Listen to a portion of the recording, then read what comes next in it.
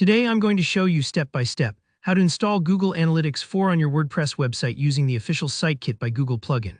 By the end of this tutorial, you'll not only have powerful web analytics up and running, you'll also understand exactly what each step does and why it's important for your site's growth and performance.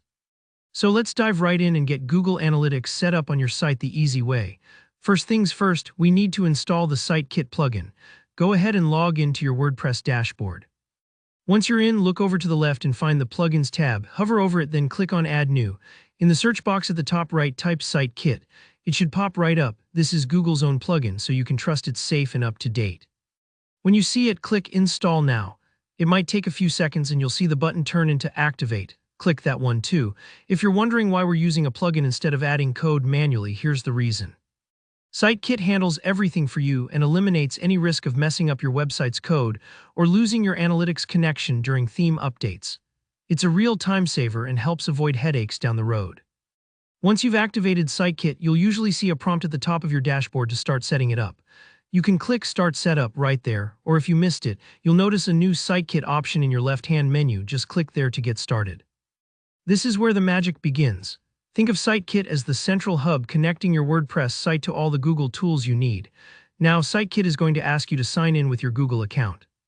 Make sure to use the account that holds your Google Analytics and Google Search Console properties. If you don't have them yet, don't worry, you can set it up along the way. When prompted, give Site Kit permission to access your analytics data and manage some aspects of your site. I know it can feel a little odd granting these permissions, but remember, this step is necessary for WordPress and Google to communicate securely and accurately. After you connect your Google account, Site Kit will guide you through connecting your actual analytics property. Here, you'll pick your existing analytics account if you've used Google Analytics before. If not, you'll have the option to create a new account, property, and data stream right within the plugin interface. Be sure to follow each prompt. Sometimes you'll need to select your website and confirm details. If you see GA4 mentioned, that stands for Google Analytics 4, the latest version, which is what we want. Once you've selected your analytics account or just created one, Site Kit will finish the connection and handle all the code behind the scenes. There are no messy snippets or manual copying and pasting required.